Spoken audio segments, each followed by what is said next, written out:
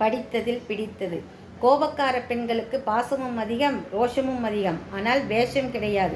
இது பலருக்கு புரிவதே இல்லை. அடியே படாமல் வலிக்கச் செய்வது வார்த்தைகள் மட்டுமே. அதுபோல மருந்தே இல்லாமல் காயத்தை குணப்படுத்துவது அன்பான ஆறுதல் மட்டுமே. எந்த சூழ்நிலையானாலும் சிலரை தேடி போகாதே. எவ்வளவு வலி இருந்தாலும் சிலரிடம் எதையும் கூறாதே. என் நிலையிலும் வீடு தேடி வருபவரை அவமானம் செய்யாதே. ஏனென்றால் வசதிகள் நிலையானதும் இல்லை, வறுமைகள் தொடர்கதையும் இல்லை. பசியில் நமக்கு உணவு கொடுத்தவர்களையும், கஷ்டத்தில் நமக்கு உதவி செய்தவர்களையும், துன்பத்தில் நமக்கு ஆறுதல் படுத்தியவர்களையும், வியாதியில் நம்மை விசாரித்தவர்களையும் ஒரு நாளும் மறவாதிருங்கள். அவர்கள்தான் நம் உண்மையான சொந்தங்கள், நண்பர்கள். வளர்ச்சி எவ்வளவு முக்கியமோ வீழ்ச்சியும் அவ்வளவு முக்கியம்.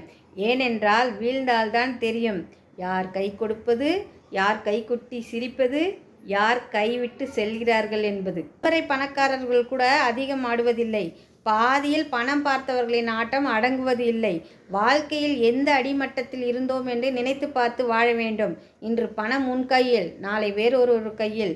பணம் நிலைக்காது, குணமே நிலைக்கும். தவறான நேரத்தில் உணர்ச்சி வசப்பட்டு தவறான வார்த்தைகளை பேசாமல் இருப்பதே சரியான நேரத்தில் செய்கின்ற சரியான விஷயம்.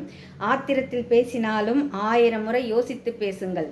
தண்ணீரும் கோபத்தில் வரும் வார்த்தையும் ஒன்றுதான். சிந்திவிட்டால் மீண்டும் எடுக்க முடியாது. ஒரு நாள் தவறும் வார்த்தை போதும், பல ஆண்டு வாழ்ந்த உறவை முறித்துவிடும். வார்த்தையிலும் நிதானம் தேவை. விலையுயர்ந்த கைபேசியை வைத்திருப்பது பெருமை என்று நினைக்காதே. நீ எந்த கைபேசி வைத்திருந்தாலும் உன்னுடைய அழைப்பை ஆர்வத்துடன் எடுத்து பேசும் அன்பான உறவுகளை சம்பாதிப்பதே பெருமை. நன்றி.